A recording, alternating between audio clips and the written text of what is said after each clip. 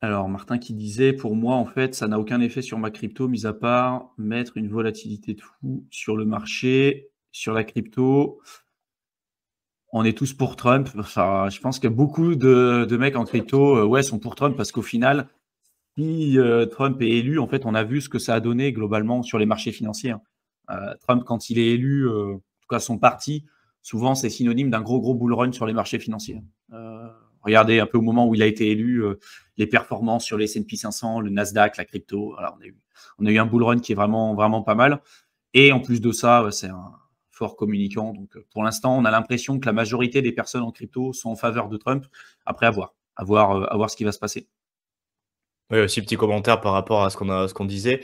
Je pense qu'une bonne partie du, revirement de veste qu'on a vu au cours de ces élections, il y a aussi le fait qu'entre 2019 et 2024, on a eu un cycle crypto, beaucoup plus d'adoption. Alors j'ai pas réussi à trouver le pourcentage exact, en crypto parce qu'il y a des sites qui disent 28, d'autres qui disent 15 aux États-Unis. Mais dans tous les cas, on peut raisonnablement s'attendre à ce que le pourcentage ait quand même pas mal augmenté d'ici 2019 et donc du coup, il y a carrément aller chercher, peut-être Mmh. 15, 20 de vote, par rapport à ça. Donc s'il y a moyen de le faire, ils vont le faire, quoi. Ouais, mais tu vois, Pour pour moi, il y en pour a qui rejoindre. disent, il y en a Jean-Daniel qui disait, il est comme nous, il évolue et je suis pas persuadé, qu'ils aient vraiment évolué dans le sens: «Tiens, ouais, liberté monétaire», tu vois? Genre, les valeurs liées à la crypto, je suis pas convaincu que c'est vraiment ce pourquoi ils se battent. Ils le font avant tout parce qu'il y a un électorat à aller chercher et c'est tout, quoi. Voilà, s'il y a c'est des requins ces mecs, hein. S'il y a de la thune à aller chercher, s'il y a de l'électorat à aller chercher, ils vont le faire, c'est tout, quitte à vendre leur mère, hein, des fois, hein. Ils le feront. Ouais, puis surtout, moi, j'avais lu aussi, alors j'ai plus son nom, mais apparemment, il aurait un conseiller qui, pour le coup, est vraiment pro crypto, qui s'y connaît pas mal, et c'est lui qui lui souffle un peu les petits talking points. Parce que Trump, en tant que tel, il n'est pas Mmh. forcément plus renseigné, plus pro crypto, mais c'est plus dans son équipe de campagne. Pour le coup, il y a vraiment des personnes qui sont dans l'écosystème, qui le comprennent et qui lui disent, si tu dis ça, ça c'est des points en plus. Si tu dis que tu Bah, es pour la ouais. crypto, ça fait des points en plus. Ross Ulbricht, ça fait des points en plus. Donc en fait, voilà, le mec, il lui souffle ses talking points, il dit, vas-y, tu veux taper la crypto, il y a peut-être, allez, 20% des Américains qui investissent, peut-être 10%. Dis ça. Dis ça, franchement, tu vois, l'écosystème crypto, ils vont entendre ça. Donc tu dis ça, c'est bon, les mecs, ouais. Au final, Ben ça ouais, veut pas parce dire, qu'il ça veut pas était dire très qu'il y bon en croit, hein. communication. Il était très bon en Oui. communication, hein. Quand il parle d'Elizabeth Warren, quand il parle des CBDC et quand il parle de souveraineté monétaire sur le Bitcoin et Russell Ulbricht, en fait, il prend les gros mouvements libertariens et ce qui fait parler en ce moment en crypto, hein, globalement. Peu importe leurs avis sur la crypto et le reste en général, s'ils tenaient leurs promesses, ça se saurait. Je suis convaincu de ça. Moi aussi, en 2019, je trouvais la crypto scam, mais beaucoup, hein, beaucoup. Donc après, on peut se dire oui, ils ont changé et tout. Enfin, moi, je suis pas convaincu de ça. Je pense qu'ils pensent toujours la même chose et que si demain la crypto ça devient pas populaire, tu peux voir des changements et des retournements de veste aussi rapides, hein. Je sais pas si tu as des questions auxquelles tu veux répondre, Théo. Parce que là, il y en a beaucoup en fait, hein. Ouais, il y avait Ariane qui disait, il dit juste ce que les gens veulent entendre. Ouais, je suis convaincu, hein, convaincu de ça.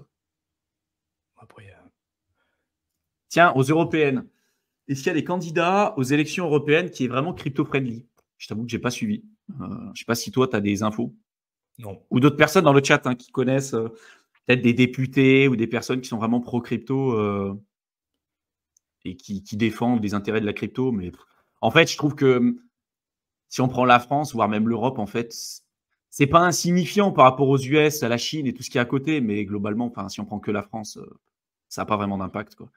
Oui, et puis l'Europe en général, on se rend compte qu'à chaque fois, on dit ça va être le hub technologique. En France, notamment, on fait des grandes annonces. Et au final, quand tu vois Les règles les et la législations qui réglementation. sortent, et là, c'est hyper contraignant. C'est un carcan réglementaire de fou, comme ils ont fait dans d'autres industries. Donc bon, j'ai pas l'impression qu'il y en a qui pushent ça particulièrement, ou j'ai pas vu passer de nouvelles. Par contre, au niveau régulation, ouais, ça resserre pas mal et ça met de plus en plus Mmh. de trucs. Avec par contre des sorties lunaires sur on va KYC tous les wallets, tous les MetaMask, tout ce qui est Ouais, ça, c'est passé, ouais. Ouais. privacy. Je sais pas si c'est passé exactement comme ça, mais en attendant, il y en a qui font ces propositions-là. Donc bon, Mmh. Il y avait un moment donné, ils voulaient mettre aussi, on en avait parlé, mais tu sais comme en crypto, les gens, ils oublient.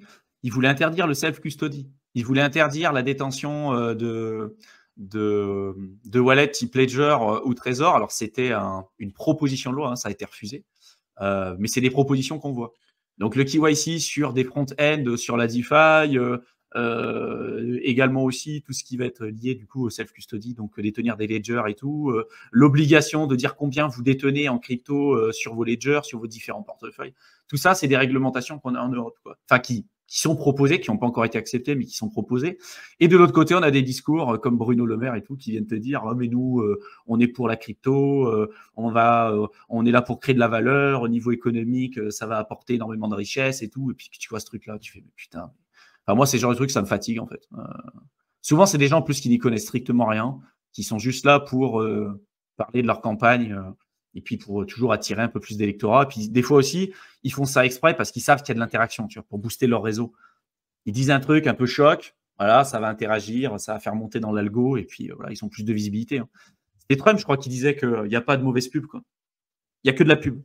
Bah, c'est la règle, c'est ce qu'on évoque souvent sur les réseaux sociaux. Au final, que tu fasses un bon buzz ou un bad buzz, c'est quasiment la même chose. Et même C'est la des même fois, le chose. bad buzz, il y en a qui sont des spécialistes de ça, des trucs, faire la controverse, aller chercher le choc, aller chercher voilà, le clash, parce que ça fait de la pub. Parce que les gens parlent de toi en bien, il y en a qui vont te soutenir, il y en a qui vont te clasher, mais dans l'ensemble, ça te fait de la visibilité, ça te donne des vues, on fait parler de toi, tu remontes dans les trucs, et puis voilà.